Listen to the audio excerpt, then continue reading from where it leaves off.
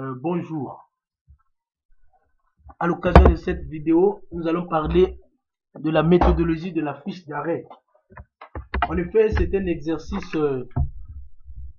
que plusieurs juristes, notamment de la première année, trouvent difficile, puisque à l'entrée en première année de droit, on est confronté à nombreuses fiches d'arrêt. Mais au fond, c'est un exercice très simple, puisque tous les éléments nous sont donnés dans l'arrêt. Alors, si on s'en tient à la complexité de l'exercice et à la valeur de l'exercice, on constatera que c'est un exercice pas trop complexe. La fiche d'arrêt, ce n'est pas traiter un arrêt. Mais la fiche d'arrêt, c'est juste monter une fiche d'arrêt qui est pour l'exercice intitulé commentaire d'arrêt, une introduction. Alors, la fiche d'arrêt est donc l'introduction de l'exercice appelé commentaire d'arrêt. Mais sans plus tarder, il faut savoir que lorsqu'on nous donne un arrêt, pour monter une fiche d'arrêt, ce peut être un arrêt de la Cour de cassation ou un arrêt de la Cour d'appel. Mais très souvent, ce sont des arrêts de la Cour de cassation qui nous sont donnés. Ce peut être un arrêt de rejet, un arrêt de cassation. Alors, une fiche d'arrêt répond à un certain nombre d'étapes. Comme une dissertation en droit, bien sûr, une fiche d'arrêt a principalement 6 parties. Et à ces 6 parties, on ajoute le fameux SVP, sens valeur portée. Dans une fiche d'arrêt, premièrement, il faut ressortir la localisation. Qu'est-ce qu'on entend par la localisation? C'est donc la première partie de la fiche d'arrêt. Dans la localisation, il faut dire quelle est la juridiction qui a rendu l'arrêt. Ce peut être la Cour de cassation, ce peut être la Cour d'appel. Si c'est la Cour de cassation, il faut simplement dire l'arrêt de la Cour de cassation. Puisqu'il n'existe qu'une seule Cour de cassation en France, on ne mettrait pas le nom de la ville. Contrairement à la Cour d'appel, si c'est un arrêt de la Cour d'appel, il faut dire quelle est la Cour d'appel qui a rendu l'arrêt. L'arrêt de la Cour d'appel de Paris, par exemple. Donc, le premier point de la situation, c'est de ressortir le nom de la juridiction qui a rendu l'arrêt. Deuxième point, c'est de ressortir la date à laquelle l'arrêt a été rendu. Je prends un exemple, l'arrêt de la Cour de cassation rendu ou pris en date due.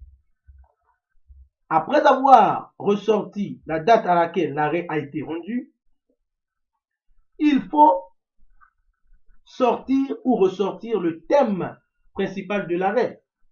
De quoi l'arrêt parle-t-il? L'arrêt peut parler de l'abus de droit. L'arrêt peut parler de la responsabilité civile. L'arrêt peut parler de la réciprocité des objets. L'arrêt peut parler de la responsabilité pénale. L'arrêt peut parler du statut juridique de l'enfant à naître. Vous ressortez le nom de la juridiction qui a rendu l'arrêt, la date à laquelle l'arrêt a été rendu, le thème dont traite l'arrêt.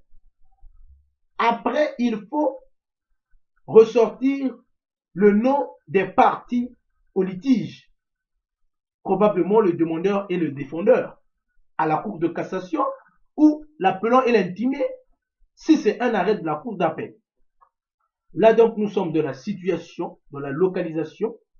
Nous avons le nom de la juridiction qui a rendu l'arrêt, la date à laquelle l'arrêt a été rendu, ce sur quoi l'arrêt s'appuie, donc le thème principal de l'arrêt, ou le problème que pose l'arrêt.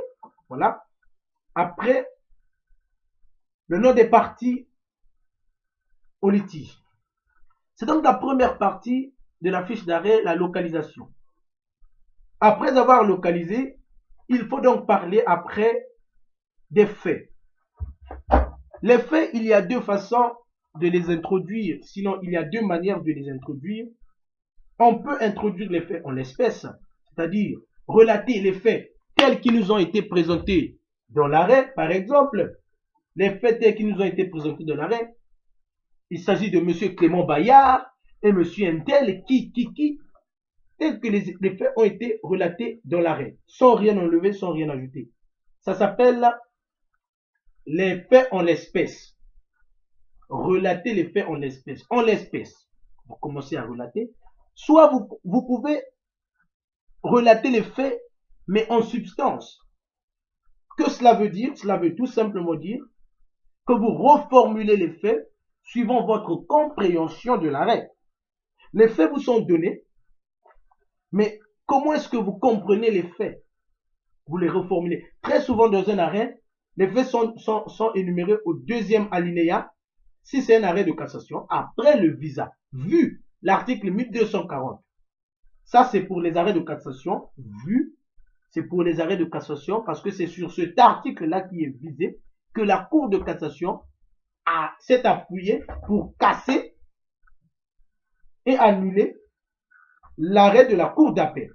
Et très souvent, le deuxième alinéa relate les faits. Les faits, on peut les relater en l'espèce, comme j'ai dit, ou en substance en les reformulant.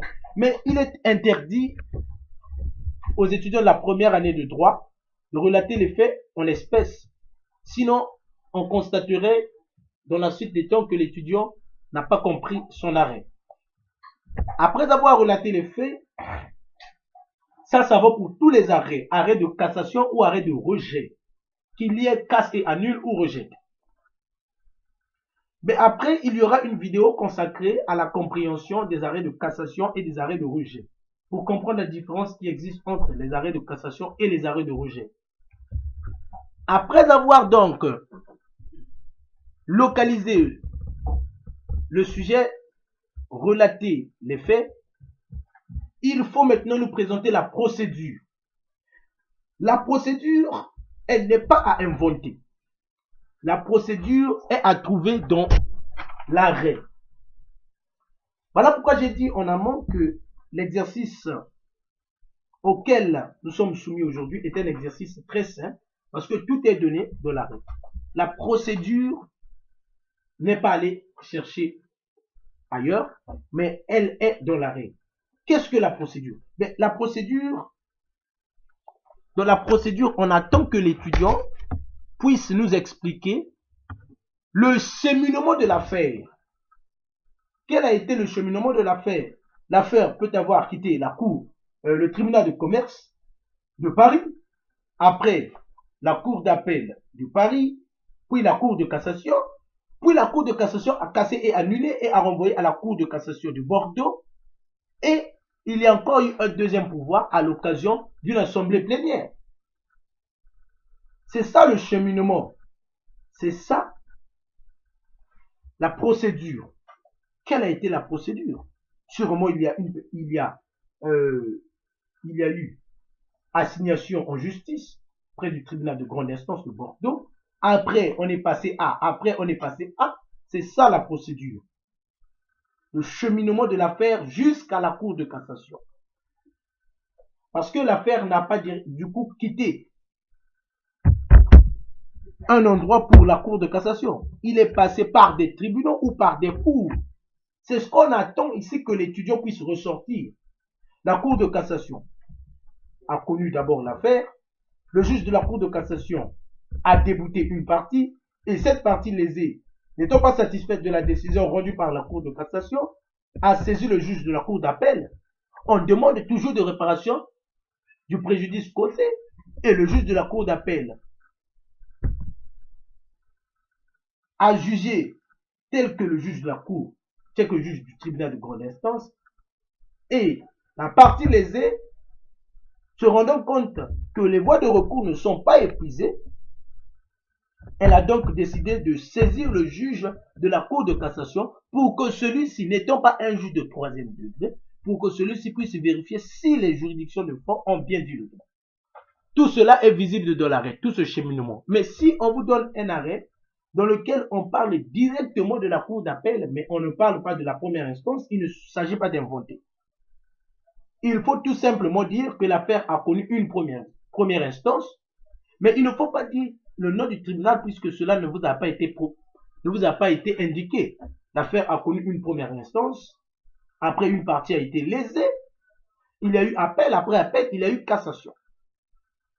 Donc vous voyez, localisation, fait, procédure. Après cela, vous allez maintenant présenter les arguments. Sinon, les prétentions des parties. Très souvent, dans les prétentions des parties, on attend l'argument de la cour d'appel et l'argument du demandeur. Soit l'argument de la cour d'appel, l'argument du demandeur, comme je l'ai dit, soit l'argument du demandeur, l'argument du défendeur. Mais très souvent, c'est l'argument de la cour d'appel et l'argument du demandeur qui sont en confrontation. Et ça aussi, ce n'est pas inventé, vous allez le trouver dans l'arrêt. Et lorsque nous allons faire une vidéo sur comment décortiquer un arrêt de la cour de cassation et un arrêt de la cour d'appel, tout cela, nous allons le comprendre. Après avoir donc présenté les prétentions des parties, sinon les arguments des parties, ce sur quoi le demandeur s'appuie pour demander qu'on répare, par exemple, le préjudice qui lui a été causé, et l'argument sur lequel la cour d'appel s'appuie pour rendre sa décision. Après avoir présenté les prétentions des parties, il faut maintenant présenter le problème de droit. Le problème de droit, c'est la problématique, ce sur quoi l'arrêt, la question qu'on se pose, et c'est à cette question qu'on va répondre tout le long de notre développement. Ce peut être une question telle que: est-ce que l'article 1240 du Code civil, est-ce que l'article 1240 du Code civil nécessite ceci pour être cela? Est-ce que le fait pour la société Canal+ d'avoir caricaturé le PDG de la compagnie Citroën cause à la compagnie Citroën ou causerait à la compagnie Citroën un dommage? Il faut se poser une question à laquelle on va répondre tout le long de notre développement. C'est le problème de droit. Après avoir présenté le problème de droit, il faut présenter la solution. Et qu'est-ce que l'on trouve dans la solution? Dans la solution, on a d'abord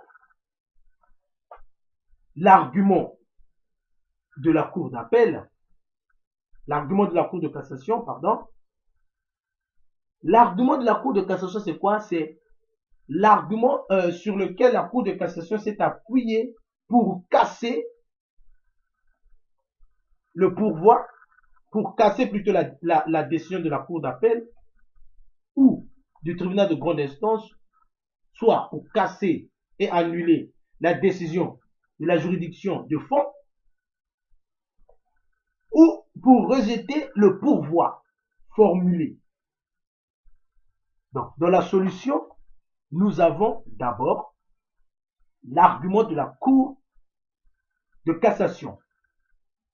C'est cet argument-là, c'est dans cet argument que l'on va trouver les raisons que la cour de cassation évoque pour casser et annuler l'arrêt ou pour rejeter le pourvoi.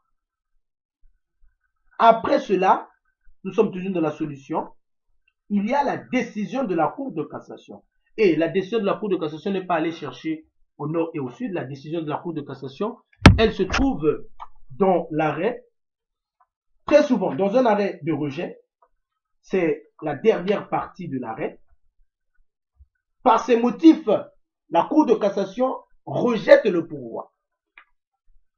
Même dans un arrêt de cassation, c'est la dernière partie. S'il n'y a pas une condamnation aux dépens, mais s'il y a une condamnation aux dépens, c'est l'avant-dernière partie. Par ces motifs, la Cour de cassation casse et annule l'arrêt rendu par la Cour d'appel de Marseille le 10 août 1995 et renvoie les parties Donc, quand il casse et annule, la Cour de cassation renvoie les parties soit à la même cour d'appel, mais composée d'une autre façon, soit à une autre cour d'appel. C'est ça la décision de la cour d'appel. Elle casse et annule, soit elle rejette.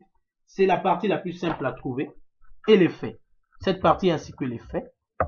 Donc, après avoir localisé, relaté les faits, la procédure, les prétentions des parties, le problème de droit, la solution, donc cela fait 6 parties, on peut s'arrêter là.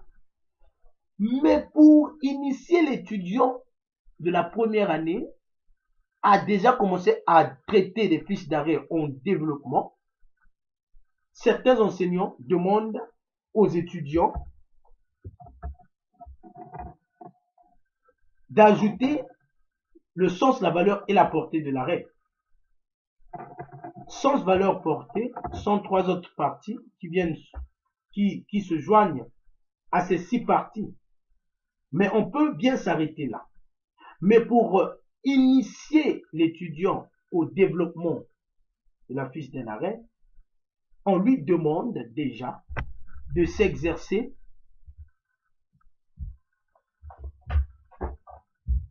à cet exercice sens, valeur, portée. Sens, valeur, portée. Alors, qu'est-ce que le sens?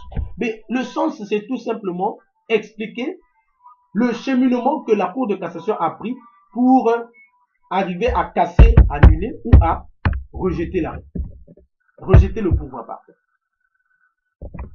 Quel a été le cheminement de la Cour de cassation pour arriver à cette décision-là? C'est ça le sens de l'arrêt. Et qu'est-ce que la valeur de l'arrêt? La valeur de l'arrêt, à ce stade-là, on demande à l'étudiant de devenir juge du juge. De juger le juge de la Cour de cassation qui a cassé, annulé ou rejeté le pouvoir. C'est une critique, c'est une partie critique.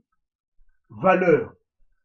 Moi qui ai l'arrêt entre mes mains, je dois, après avoir lu l'arrêt, au stade de la valeur, je dois maintenant critiquer l'arrêt. Mais pour critiquer l'arrêt, il faut y avoir des bases solides en doctrine, en jurisprudence. Parce que je ne peux pas critiquer un arrêt si je n'ai pas de base solide en doctrine. Je dois juger le juge. C'est à cette partie-là qu'on attend maintenant de moi un esprit critique. Juger le juge, critiquer l'arrêt. C'est ça la valeur de l'arrêt. Et la portée est tout simplement de dire quelle est l'influence de l'arrêt en droit. Est-ce que l'arrêt est un revirement de jurisprudence, un revirement jurisprudentiel? Est-ce que cet arrêt vient juste pour expliciter un arrêt qui a été déjà rendu, mais qui a été mal compris par le juge de fond, comme l'arrêt Clément Bayard, qui a été rendu par le juge de fond, mais qui a été mal compris, qui a été rendu par le juge de fond? Le juge de fond avait mal interprété les textes. Le juge de la Cour de cassation avait fait un revirement jurisprudentiel, mais beaucoup d'années sont passées.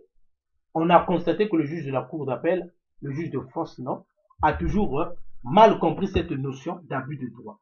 Il a fallu que le juge de la Cour d'appel, par un autre arrêt, puisse venir pour expliciter l'arrêt Clément Bayard. Sinon, pour expliciter les textes, pour expliquer les textes, pour qu'ils soient clairs aux yeux et aux vues du juge de fond.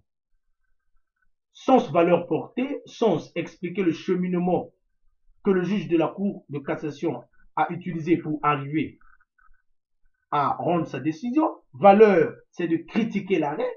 Toi, l'étudiant, tu te substitues, tu deviens juge du juge, tu vas juger le juge, tu critiques l'arrêt.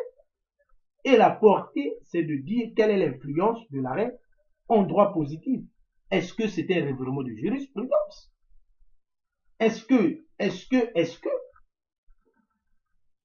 si c'était un revirement de jurisprudence, est-ce que à compter du moment où cet arrêt a été rendu, On va maintenant faire application de cette décision. Voilà, pour terminer ce petit mot,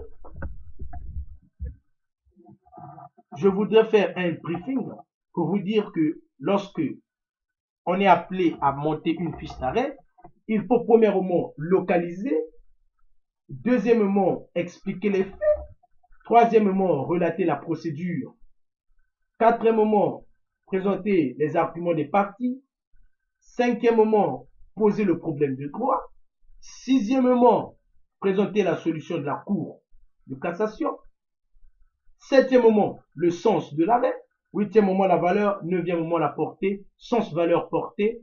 Ce sont trois éléments constitutifs de l'arrêt et qui sont capitaux pour monter un arrêt, sinon une fiche d'arrêt de la Cour de cassation ou d'un arrêt de la Cour d'appel. Merci, à très bientôt. Nous allons nous voir sur d'autres vidéos.